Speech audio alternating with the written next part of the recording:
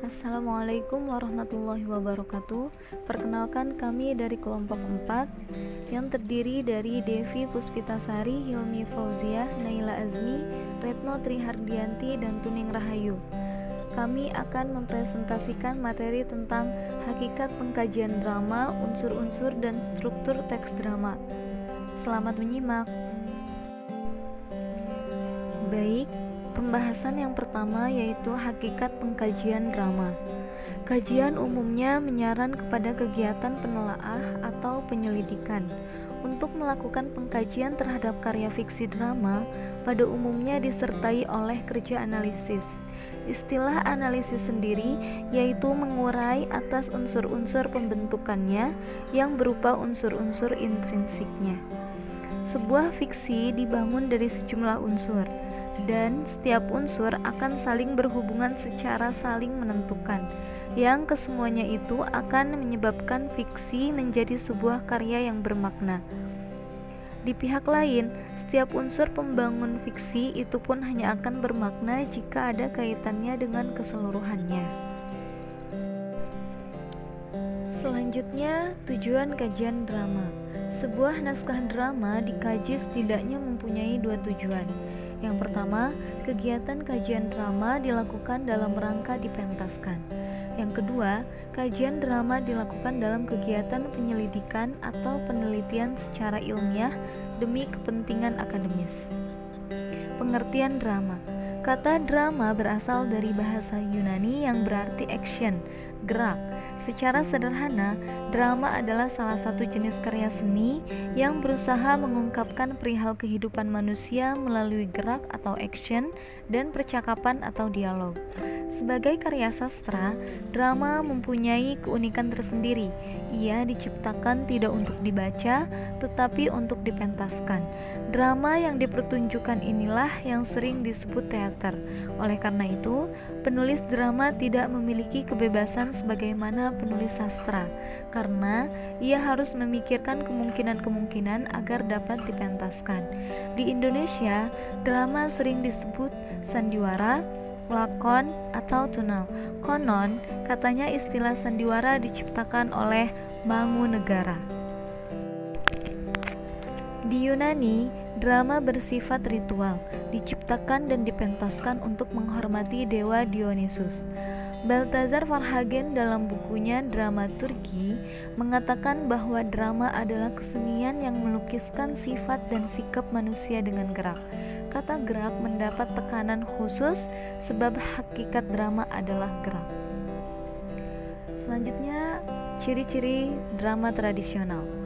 Tidak memakai naskah karena umumnya para pelaku telah hafal dengan ceritanya.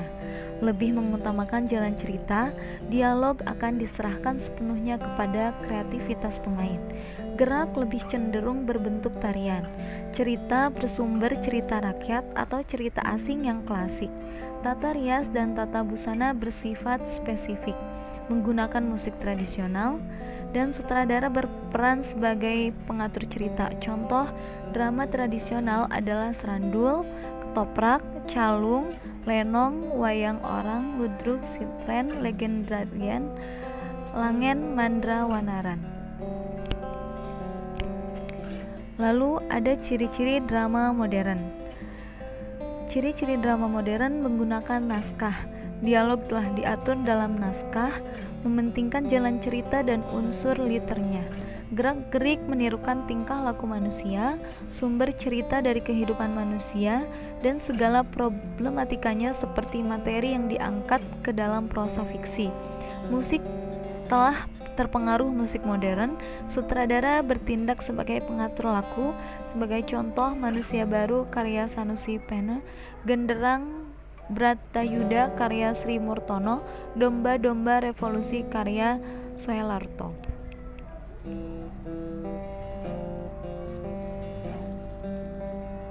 Baik, saya Devi Puspitasari akan menjelaskan unsur dan struktur teks drama. Drama merupakan teks yang terbentuk pula oleh unsur yang berpadu di dalamnya. Nah, yang pertama yang akan saya sampaikan yaitu unsur teks drama. Yang pertama ada latar. Latar adalah keterangan mengenai waktu, tempat, dan suasana dalam naskah drama. Yang pertama ada latar tempat, yaitu penggambaran tempat kejadian dalam naskah drama, seperti di rumah, medan perang, dan di meja makan. Latar waktu, yaitu penggambaran waktu kejadian di dalam naskah drama, seperti pada pagi hari tanggal 17 Agustus 1945 atau pada malam hari pada tanggal 5 November 2021. Selanjutnya ada latar suasana atau budaya, yaitu penggambaran suasana ataupun budaya yang melatar belakangi terjadinya adegan atau peristiwa dalam drama, misalnya dalam budaya Jawa, dalam kehidupan masyarakat Betawi, Melayu, Sunda, atau Papua. Lalu selanjutnya ada penokohan. Tokoh-tokoh dalam drama diklasifikasikan sebagai berikut. Yang pertama ada tokoh gagal atau tokoh badut, the foil. Tokoh ini mempunyai pendirian yang bertentangan dengan tokoh lain. Kehadiran tokoh ini berfungsi untuk menegaskan tokoh lain itu. Selanjutnya ada tokoh idaman, the type character. Tokoh ini berperan sebagai pahlawan dengan karakternya yang gagah, berkeadilan, atau terpuji. Tidak hanya sebagai pahlawan, tokoh ini berparas rupa dengan paras yang ganteng dan baik, seperti di drama-drama Korea biasanya. Lalu ada tokoh statis, the static character. Tokoh ini memiliki peran yang tetap sama, tanpa perubahan mulai dari awal hingga akhir cerita. Tokoh yang berkembang, misalnya seorang tokoh berubah dari setia ke karakter berkhianat, dari yang bernasib sengsara menjadi kaya raya, dari yang semula adalah seorang koruptor menjadi orang yang soleh dan budiman. Selanjutnya ada dialog. Dalam drama, percakapan atau dialog haruslah memenuhi dua tuntutan, yakni dialog harus turut menunjang gerak laku tokohnya. Dialog haruslah dipergunakan untuk mencerminkan apa yang telah terjadi sebelum cerita itu, apa yang sedang terjadi di luar panggung selama cerita itu berlangsung. Nah, harus pula dapat mengungkapkan pikiran-pikiran serta perasaan para tokoh yang turut berperan di atas pentas. Selanjutnya, dialog yang diucapkan di atas pentas lebih tajam dan tertib daripada ujaran sehari-hari. Tidak ada kata yang harus terbuang begitu saja. Para tokoh harus berbicara jelas dan tepat sasaran. Dialog itu disampaikan secara wajar dan alamiah. Lalu selanjutnya ada tema. Tema adalah gagasan utama yang menjalin struktur isi drama. Tema dalam drama menyangkut segala persoalan, baik itu berupa masalah kemanusiaan, kekuasaan, kasih sayang, kecemburuan, dan sebagainya. Tema jarang dinyatakan secara tersirat. Oleh karena itu, untuk mengetahui dan merumuskan tema drama, kita perlu mengapresiasi drama secara menyeluruh terhadap berbagai unsur keterangan itu. Selanjutnya ada pesan dan amanat. Unsur ini merupakan ajaran moral didaktis yang disampaikan drama itu kepada pembaca atau penonton. Amanat tersimpan rapi dan disembunyikan pengarangnya dalam keseluruhan isi drama. Baik, saya akan menjelaskan selanjutnya struktur teks drama. Seperti jenis teks lainnya, kita dapat membagi berbagai bagian-bagian yang membentuk sebuah teks drama. Bagian-bagian tersebut terstruktur secara sistematis dan dapat menjadi bahan pertimbangan dalam proses kreatif menulisnya. Struktur teks drama menurut Kemdikbud 2017 halaman 237 adalah sebagai berikut. Yang pertama adalah prolog, adalah kalimat atau kata-kata pembuka, pengantar, maupun latar belakang cerita yang biasanya disampaikan oleh dalang atau tokoh tertentu yang telah diset dalam teks drama.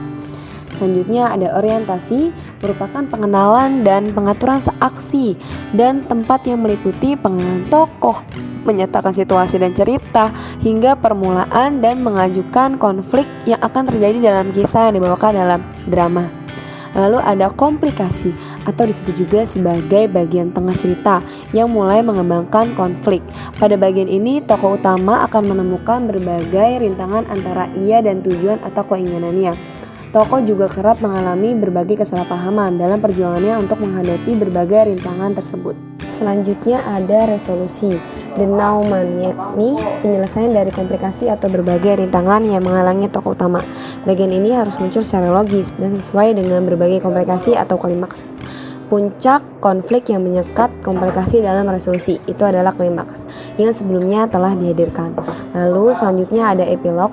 merupakan bagian penutup dari drama berupa kata-kata penutup yang berisi simpulan atau amanat mengenai keseluruhan isi drama. Bagian ini pun biasanya disampaikan oleh dalang atau tokoh tertentu. Baiklah, masuk ke bagian kesimpulan. Kesimpulannya adalah, drama adalah satu bentuk lakon seni yang bercipta lewat percakapan dan action tokoh-tokohnya. Akan tetapi, percakapan atau dialog itu sendiri bisa juga dipandang sebagai pengantin action dalam sebuah cerita drama yang tentu memiliki unsur yang akan mendukung sebuah cerita drama. Unsur tersebut adalah tema, alur, tokoh, latar, dan amanah. Terciptanya sebuah drama yang menarik tentu harus ada pondasi yang disusun dengan teratur yang dimulai dari eksposisi, rising action, complication, klimaks, dan resolusi. Untuk mengarang sebuah cerita drama, langkah-langkahnya yaitu menentukan tema, menentukan persoalan, menentukan sinopsis, menentukan karangan cerita, menentukan protagonis, menentukan cara penyelesaian, dan lain-lain. Sekian dari kelompok kami. Assalamualaikum warahmatullahi wabarakatuh. Selamat siang.